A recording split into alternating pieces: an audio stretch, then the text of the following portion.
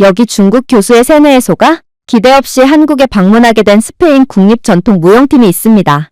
그리고 가난한 한국을 기대했던 그들은 한국 공항에 도착함과 동시에 완전히 얼어붙고 말았다고 하는데요. 그렇다면 그들이 대체 한국에서 어떤 경험을 했던 것일까요? 안녕하세요. 제 이름은 루시아이고 발렌시아 대학교에서 스페인과 유럽의 전통민속 예술 공연을 배우고 있습니다.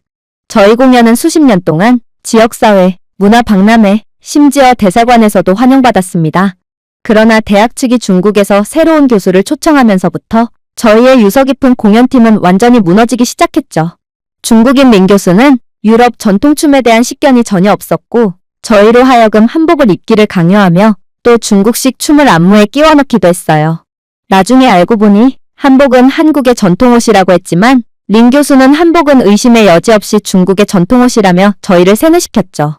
아무튼 중국도 아니고 유럽도 아닌 기괴해진 저희의 공연은 결국 기하급수적으로 인기가 시들기 시작했습니다. 그러나 더 최악이었던 점은 린 교수는 안무 이론 강의 시간에 뜬금없이 중국 역사 강의를 하며 난데없이 한국을 비하하는 어처구니 없는 행보를 보였다는 것입니다.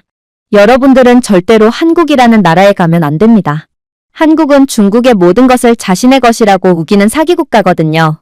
심지어 이들은 보여지는 모든 것이 가짜로 실제의 한국은 너무나도 가난해서 사기꾼과 동양꾼을 직업으로 삼아 살아가는 사람이 전체 인구의 70%를 차지하고 인천공항은 너무 조악해서 무너지기 일보 직전이므로 목숨이 아깝다면 절대로 한국에 가서는 안 될 것입니다. 그러면서 그녀는 서울에서 열리는 유명한 한국 공연 행사도 일방적으로 취소해버렸어요. 해당 행사는 막대한 상금이 걸려있는 대회였기에 만약 저희가 한국 행사에 참여하지 못한다면 저희는 정말로 중국 자본에 완전히 의지하게 되며 결정권을 상실하고 말 거예요. 그러나 대학 측은 너무나도 무책임하더군요. 그도 그럴 것이 그들은 중국이 제공하는 기부금과 보조금에 취해 자격도 없는 중국인 지도자를 계속해서 들여오고 있었거든요. 그래서 저희는 결단을 내리게 됩니다. 중국인 교수 몰래 한국 공연에 다녀오는 거였죠. 린 교수가 망쳐버린 저희 안무도 원래의 전통적인 스페인 안무로 다시 바꾸고 저희를 있는 그대로 보여주고 오는 것입니다. 그렇게 저희는 기대감 반, 걱정 반으로 인천행 비행기에 올랐습니다. 정말로 린 교수가 말한 대로 한국은 매우 위험하고 열악한 국가가 맞을까요? 아니, 한국이 그렇게 가난하다면 어떻게 이들은 공연 행사 하나에 그렇게나 많은 상금을 걸 수가 있을까요? 그렇게 저희는 혼란스러운 마음을 뒤로 한 채 인천공항에 도착하게 되었습니다. 저는 린 교수가 말한 대로 반쯤 불이 꺼진 열악한 터미널과 파손된 공항 내부를 기대했습니다. 그리고 고양이보다 큰 쥐가 화장실 물로 목을 축이는 모습도 상상했죠. 하지만 저희가 인천공항에 도착하자마자 본 것은 중국인 교수의 주장과는 완전히 다른 것이었어요. 공항은 무척이나 깨끗했고 또 곳곳에 있는 터치스크린은 수백 개의 언어로 저희를 맞이했거든요. 솔직히 유럽 공항에서조차 스페인어를 통해 설명을 듣는 경우는 정말 흔치 않습니다. 외국어 설명은 기껏해야 영어가 전부죠. 그러나 한국은 AI 기술력을 통해 전 세계 여행객들이 수혜를 받을 수 있도록 완벽한 모습을 구현해둔 상태였어요. 분명 린 교수가 저희에게 제공한 영상에는 비행기가 반쯤 부서진 활주로를 위태롭게 다니는 한국의 인천공항의 모습이 펼쳐져 있었지만 해당 영상은 전부 조작된 영상인지 저희는 이곳 인천공항에서 놀랍도록 최첨단적이고 깔끔한 모습만을 목격할 뿐이었습니다. 그러나 한국 공항에서 벌어진 정말로 충격적이었던 점은 따로 있었죠. 바로 저희 공연단원인 이사벨이 배낭을 잃어버렸을 때였습니다. 그녀는 잠시 화장실을 이용하기 위해 배낭을 화장실 바닥에 두었다가 그대로 화장실 칸 안에 배낭을 두고 왔다고 했어요. 해당 배낭에는 공연의 필수적인 스페인 전통 의상이 들어있었기에 만약 배낭을 되찾지 못한다면 저희의 공연은 시작하기도 전에 그대로 끝이라고 봐도 무방했습니다. 스페인 전통 의상을 한국에서 구할 수 있을 리가 만무했고 또 그녀는 저희 팀에서 핵심적인 역할을 수행했거든요. 스페인 공항에서는 입국으로 인해 잔뜩 들떠있는 외국인 관광객을 노린 소매치기가 매우 성행하고 있기에 이렇듯 가방을 아예 공공장소에 놓고 온 상황은 도저히 구원을 받을 수가 없을 것처럼 보였고 결국 이사벨은 자신 때문에 한국 입국과 동시에 다시 스페인으로 돌아갈 위기에 처한 상황에 오열을 하고 말았어요. 하지만 그때 놀라운 일이 벌어지기 시작했죠. 한 한국인 중년 남성이 심각한 표정을 짓고 있는 저희에게 다가오더니 이내 영어를 구사하며 무슨 일이 있냐고 물어왔거든요. 그리고 자초지종을 들은 그는 그건 전혀 슬퍼할 일이 아니라는 듯 공항을 돌아다니고 있는 AI 비서 로봇을 불러세웠어요. 그러고는 AI 비서 로봇에게 저희가 잃어버린 가방의 색깔과 크기, 그리고 어디서 잃어버렸는지에 대해 구체적으로 설명을 해달라는 이해할 수 없는 말을 해오더군요. 아니, 지금 로봇에게 저희의 짐을 찾아달라고 요청하라는 건가요? 저는 이건 시간 낭비처럼 느껴졌습니다. 차라리 신께 기도를 드리는 게 더 효과적일 것만 같았죠. 그러나 그 누구보다 절박했던 이사벨은 그 즉시 스페인어를 구사하며 자신이 잃어버렸던 짐에 대해 설명하기 시작했어요. 그러자 AI 비서 로봇은 충격적인 말을 해오기 시작했습니다. 당신의 짐을 조회해본 결과 인천공항 분실물센터에서 당신의 짐으로 추정되는 물건을 수거한 상황이라는 결과를 도출했습니다. 제가 분실물센터까지 가는 길을 안내해드릴 테니 저를 따라오세요. 그때까지도 저희는 아무도 한국을 믿지 않았어요. 한국에 갑자기 석유가 나오게 되었다는 뉴스가 방송된다면 그건 그나마 믿을만하겠죠. 그러나 이 정도의 극한의 수준으로 높은 기술력을 갖추게 되었다는 것은 저희에게 마치 한국이 미래로 가는 타임머신을 개발했다고 말해오는 것처럼 매우 비현실적으로 느껴졌습니다. 그러나 그렇게 도착한 인천공항 분실물센터에서 저희는 경악을 금치 못할 장면을 목격하고 일동넋이 나가버렸습니다. 한국인 공항 이용객은 이사벨의 가방을 보자마자 즉시 분실물센터에 맡겨주었고 AI 로봇은 그 찰나의 순간 정말로 데이터를 분석하여 이사벨의 가방이 있는 위치를 저희에게 알려주었던 거였거든요. 이건 한국인들의 높은 시민의식 수준뿐만 아니라 세계 최고 수준의 기술력이 만든 기적이었어요. 린 교수는 이런 곳을 빈국이라고 불렀던 것입니다. 그렇게 저희는 완전히 할 말을 잃은 채 인천공항을 빠져나가게 됩니다. 하나를 보면 열을 알 수 있다고. 솔직히 저희는 한국 공항을 경험한 뒤 한국에 대한 의심을 멈추게 됩니다. 하지만 린 교수가 주장했던 논리 중에는 한국은 외국인들에게 보여지는 부분만 꾸며놓은 기형적인 국가고 일반적인 한국인들이 생활하는 곳은 끔찍한 지옥이 펼쳐져 있다. 라는 주장이 있었어요. 그렇기에 저희는 린 교수의 주장대로 한국은 외국인들이 많은 공항에만 모든 것을 집중해놓은 국가면 어쩌지 않은 불안감을 느끼기도 했죠. 하지만 린 교수가 주장한 좁고 더러운 거리와 그곳에서 쓰레기를 주워 먹고 다닌다던 한국인들은 대체 어디 갔는지 한국의 평범한 길거리의 모습은 너무나도 완벽했어요. 인도의 보도블럭 상태도 완벽했고 실시간으로 업데이트되는 디지털 간판은 운전자로 하여금 다양한 교통 정보를 제공해 주었죠. 가로등은 LED와 태양광으로 작동했기에 도시를 유지하는 데 필요한 비용을 거의 0에 수렴하게끔 했습니다. 심지어 한국의 공공쓰레기통에는 유기 폐기물, 플라스틱, 심지어 담배꽁초를 보관할 수 있는 별도의 칸이 있었고 IoT 기능과 결합하여 쓰레기가 꽉 차면 자동으로 당국에 수거 요청을 하는 최첨단 기능이 있었는데 덕분에 한국의 길거리는 무단 쓰레기가 전혀 존재하지 않았어요. 이건 음식물 쓰레기든 뭐든 그냥 하나의 봉투에 전부 버릴 뿐만 아니라 자신의 반경 10cm 이내의 쓰레기통이 없다면 그냥 길거리에 쓰레기를 무단 투척하는 스페인의 사회적 분위기와는 수준 자체가 달랐습니다. 스페인은 자국을 친환경 국가라고 홍보하고 있지만 진짜 지구를 위해 희생하는 국가는 최첨단 기능과 높은 수준의 시민의식에서 비롯된 분리수거를 하는 한국인들이 분명해 보였어요. 그렇게 저희는 한국의 평범한 길거리에서 마저 큰 충격을 받은 채 시내버스에 탑승하기 위해 이동했습니다. 그리고 저는 버스를 탑승하면서 어쩌면 린 교수의 한국에 대한 주장은 맞았을지도 모르겠다고 느끼며 한국에 대해 완전히 학을 떼고 말았죠. 왜냐하면 한국인들은 버스 요금을 지불하지도 않고 그대로 무임승차를 하고 있었기 때문입니다. 아니, 지금 21세기에 대놓고 무임승차를 하는 사람들이 있다고요? 저는 큰 실망을 하게 된 나머지 무임승차를 한 뒤 뻔뻔하게 자리에 앉으려고 하는 한국인 한 명을 붙잡고 영어를 구사하며 이에 대한 항의를 하고 말았습니다. 이봐요. 돈을 내고 버스에 타야죠. 어떻게 한국인들 중 요금을 지불하고 버스를 탑승하는 사람이 단 한 명도 없을 수가 있나요? 부끄러운 줄 아세요. 그러자 이 한국인은 무슨 뚱딴지 같은 소리를 하냐는 표정을 짓더니 이내 유창한 영어를 구사하며 놀라운 이야기를 해오기 시작했습니다. 돈을 안 내다니요? 저는 방금 제 스마트워치를 버스 단말기에 태그함으로써 정당하게 요금을 지불했어요. 그리고 다른 모든 한국인들도 자신의 스마트 기기나 스마트폰을 통해 전부 요금을 지불했죠. 요즘 현금으로 버스 요금을 지불하는 사람도 있나요? 설마 당신의 국가에서는 아직도 현금을 사용하는 건가요? 저는 그저 할 말을 잃고 말았습니다. 제 조국 스페인은 그가 말한 것보다 더욱 상황이 안 좋거든요. 저희는 동전을 짤랑거리며 버스 요금을 지불한 뒤 종이로 된 버스 티켓에 펀치를 뚫으면서 버스를 탑승합니다. 카드 결제가 가능한 버스 자체가 거의 없어요. 그러니 당연히 스마트 기기로 버스를 탑승한다는 개념 자체가 적어도 스페인에서는 말이 안 되는 것입니다. 그러나 한국에서는 노인들조차 스마트워치나 스마트폰을 태그함으로써 버스에 탑승하고 있었습니다. 알고 보니 한국은 세계 최고의 기술 강국이기 때문에 이러한 압도적인 기술력을 통해 최첨단 디지털 기기를 계속해서 개발하고 있고, 이렇듯 한국의 기술 기업들이 튼튼한 기술력을 갖고 있으니 한국에서는 최첨단 디지털 기기가 매우 저렴해서 최신 인프라를 접하기에 비교적 유리한 환경을 갖고 있다고 하더군요. 스페인은 기술 기업들이 한국처럼 많지 않아서 스마트워치 같은 최첨단 기기나 최첨단 기술을 접할 일이 거의 없습니다. 너무나도 비싸거든요. 그러나 한국은 높은 기술력에 더해 노인들조차 새로운 기술에 겁내지 않고 계속해서 시도하는 국가였고, 덕분에 높은 수준의 기술 인프라를 구축하며 지속적으로 급속도로 발전하는 거였습니다. 현금이 없는 사회를 구축함으로써 그로 인한 엄청난 효율과 시간 절약, 그리고 기술 발전을 통해 스페인과는 차원이 다른 속도로 발전하고 있었죠.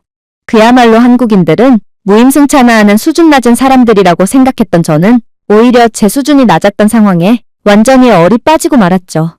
그렇게 저는 겸손한 감정으로 한국 버스의 좌석에 앉았습니다. 역시나 한국은 버스 내부조차도 그저 평범하지 않았어요.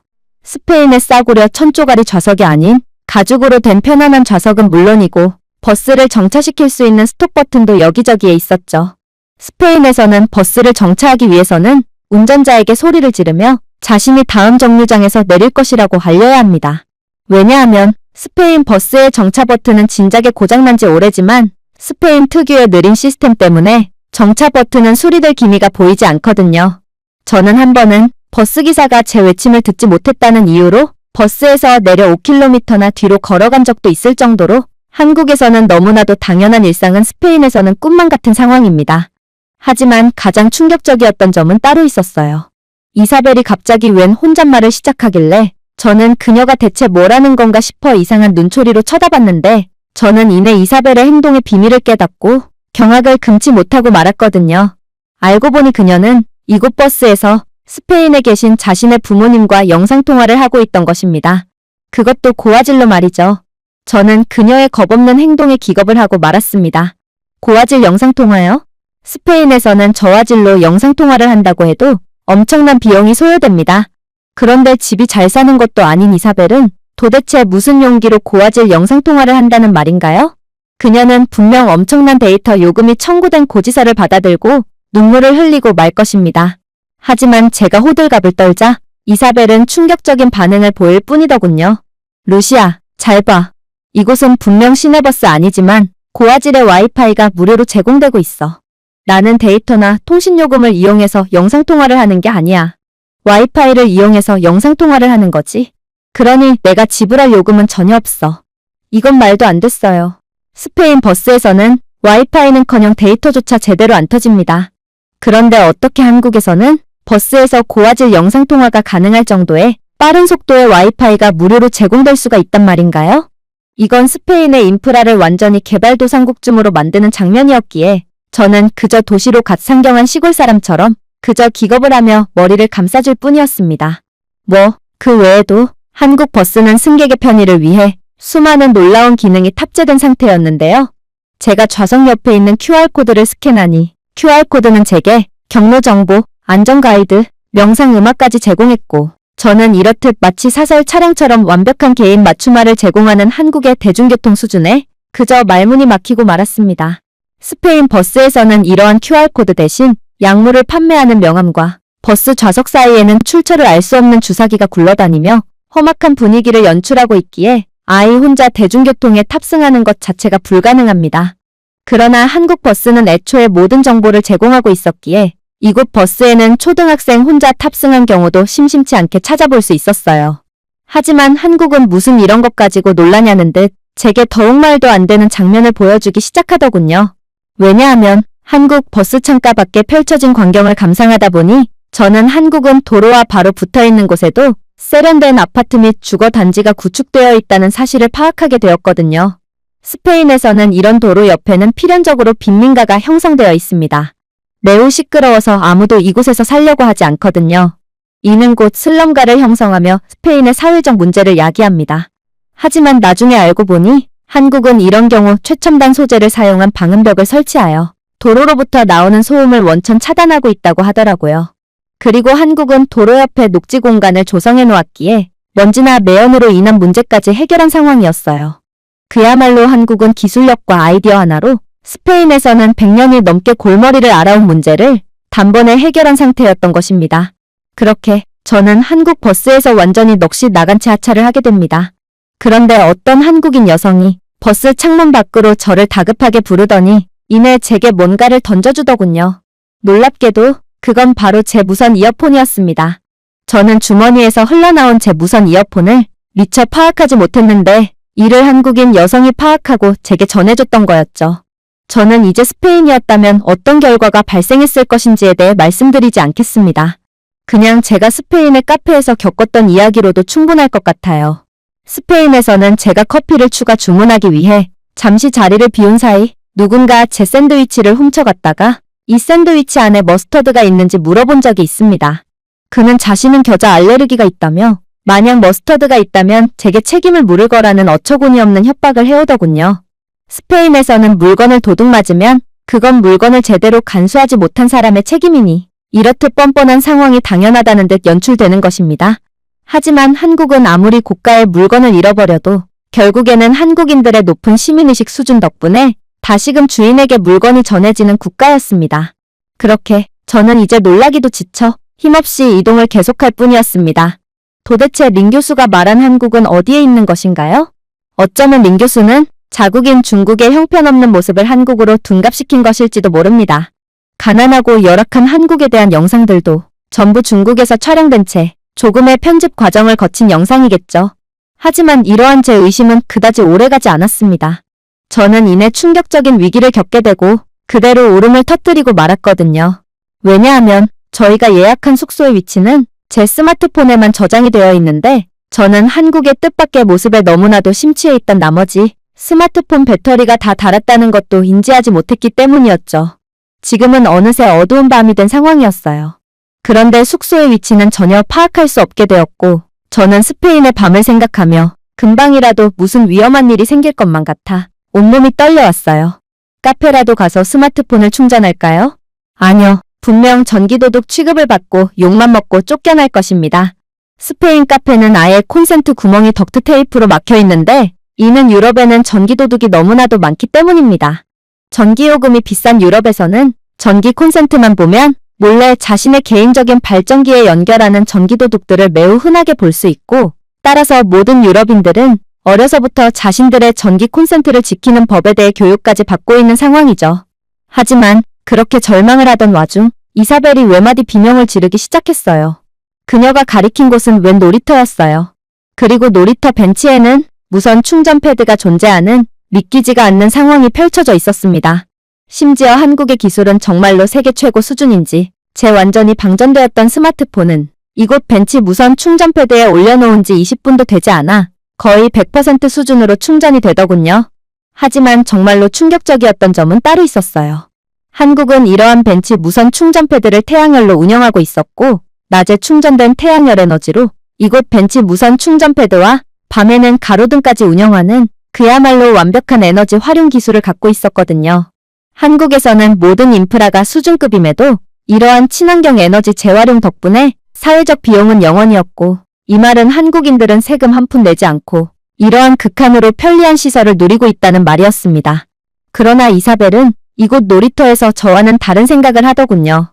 이사벨은 어두운 밤임에도 한국인 아이들이 보호자 없이 놀이터에서 놀고 있는 모습을 보며 거의 눈물까지 흘리며 부러워하더라고요. 그녀는 자신은 어려서부터 밤에 외출조차 해본 적이 없다며 한국은 얼마나 안전하고 치안적으로 안정된 국가인 거냐며 울부짖었죠. 안타깝지만 이건 사실이었어요. 스페인에서는 밤에 아이들이 혼자 방치되면 부모가 구속까지 될 정도로 막장 치안을 가진 상황입니다. 아니, 유럽 전역이 마찬가지죠. 아마 전 세계가 똑같을 것입니다. 그냥 한국이 비정상적인 치안 수준을 가지고 있다는 소리죠. 이러한 최첨단 인프라가 멀쩡히 유지되고 있는 것만 봐도 한국의 높은 수준과 치안력을 여실히 느낄 수 있을 거예요. 스페인에서는 이러한 무선 충전 패드가 존재하는 최첨단 벤치가 설치된다면 벤치째로 뽑아가 버릴 게 분명하거든요.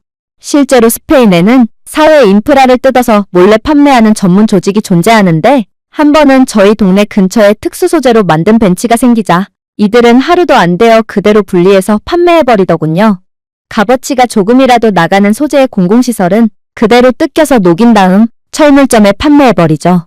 그래서 스페인 철물점의 주요 거래처는 스페인 정부라는 우스갯소리까지 나돌고 있습니다. 스페인 정부가 인프라를 설치하면 전문 도둑들이 그대로 뜯어서 녹인 다음 철물점에 팔아버리니까 말입니다. 그러나 한국의 수준은 스페인과는 차원이 다른지 한국에서만큼은 전혀 다른 상황이 벌어지고 있었습니다.